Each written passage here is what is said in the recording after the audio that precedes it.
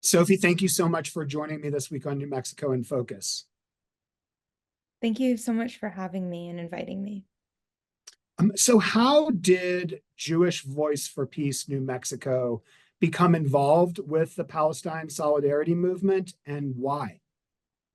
Yeah, so Jewish Voice for Peace is an organization that stands in solidarity with Palestinians and has for a very, very long time. As I think everybody knows by now, this has been an ongoing issue that has started long before October 7th, and there have been advocates standing in solidarity with Palestine long before October 7th. And Jewish Voice for Peace is one of those. And so when a lot of organizations really started stepping up to stop the ongoing genocide that's happening in Palestine, Jewish Voice for Peace was one of those. And so it made sense that all of these valued aligned organizations would find each other and support each other.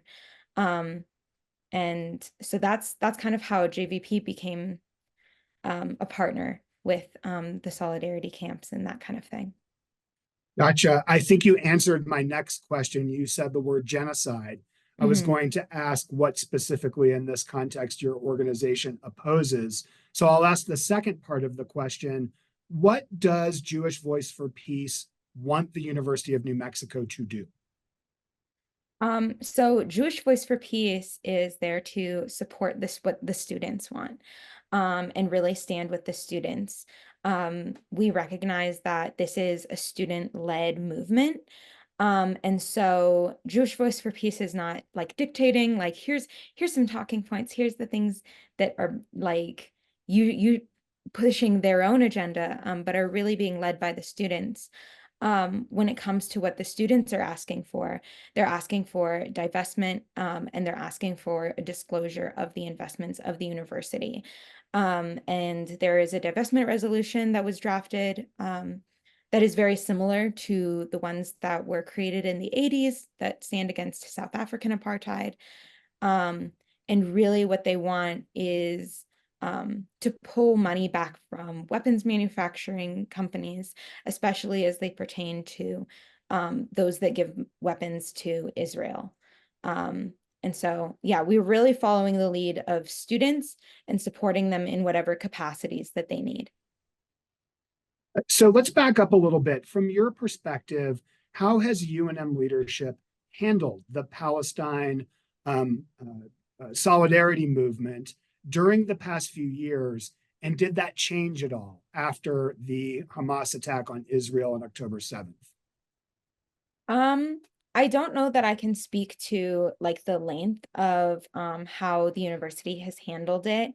Um, Besides like the statements that they've put out when it comes to the solidarity camp, which in many ways speak for themselves. I know what a lot of students are really looking for is that conversation and that dialogue to have with administration so that they can feel heard and they can feel like they have a voice on campus, which they don't feel that they have. Yeah.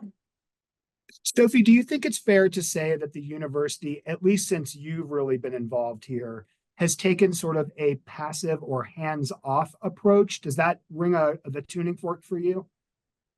Yeah, I think when it comes to many public institutions, including this university, that there's a sense that there needs to be a kind of neutrality. And one of the big frustrations is that when it comes to some of the really extreme images that we're seeing that are coming out of the genocide that's happening in Palestine, that there cannot be a neutral stance, and that making no statement is actually a very heavy statement in itself.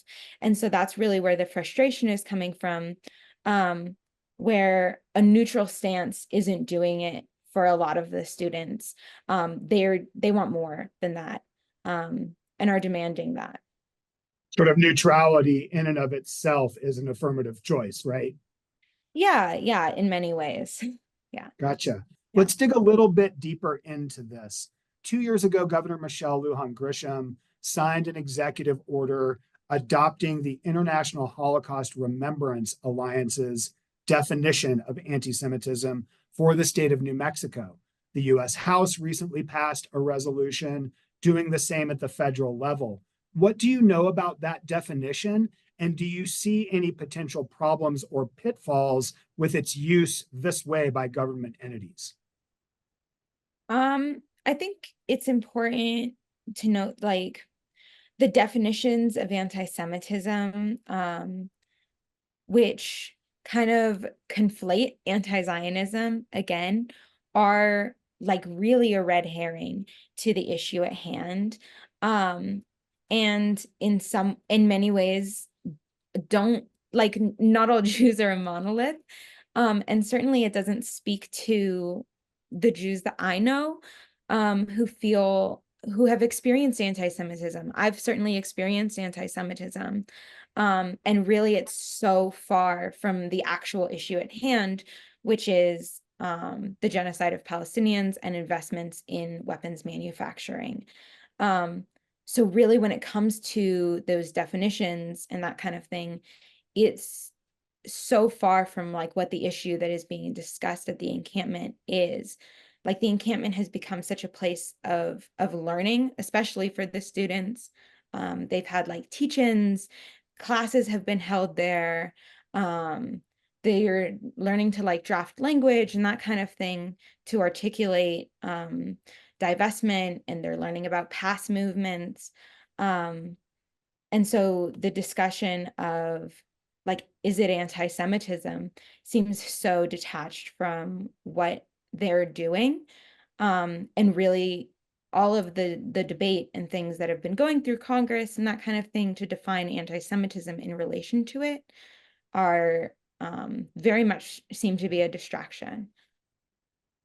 I appreciate you answering that Yeah. question too in that way.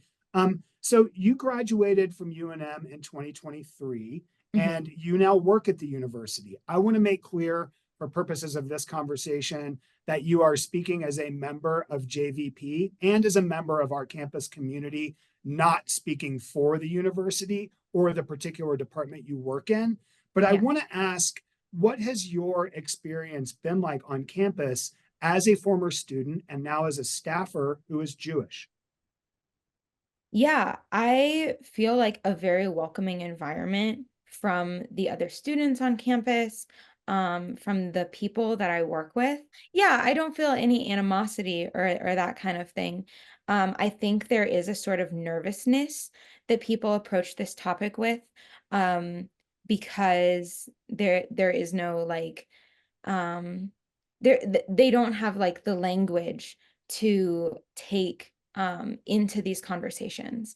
And so there is like a hesitancy that I'm seeing from a lot of people on campus who are kind of nervous to like approach the encampment, and that kind of thing, um because they don't know, like, am I going to be associated with something like really wrong?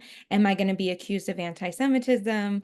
All that kind of thing. And so I think sometimes there is kind of like a walking on needles kind of thing, but the general energy that I get from the students is really wanting a discussion, really wanting to be engaged in their campus, be engaged in the processes of the university, um, and to want their voices represented by the voices of the university.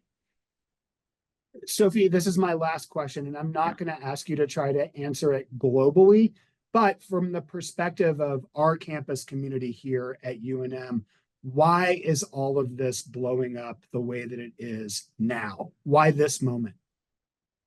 I really think it has reached such a breaking point for many people. We've been in this like heightened state for like 7 months now, really, since like October 7th. Um, People have been going through the phases of grief just over and over, I think, with like anger and sadness and like these depression. It's really difficult to see the images that are coming out of Palestine every single day. And it wears on people. And I think what we're seeing now is a culmination of that emotion and of that frustration. manifesting itself with young people who are really inclined towards social change, who are really have been historically like the forebears of progress. Young people are at the front of like almost every historical movement. And so I think what we're seeing now is a culmination of being worn down by just a growing frustration with leadership, and wanting to be a part of that leadership, wanting their voices heard. Sophie, thank you so much for joining me. I really appreciate the conversation. Yeah, thank you again so much for having me.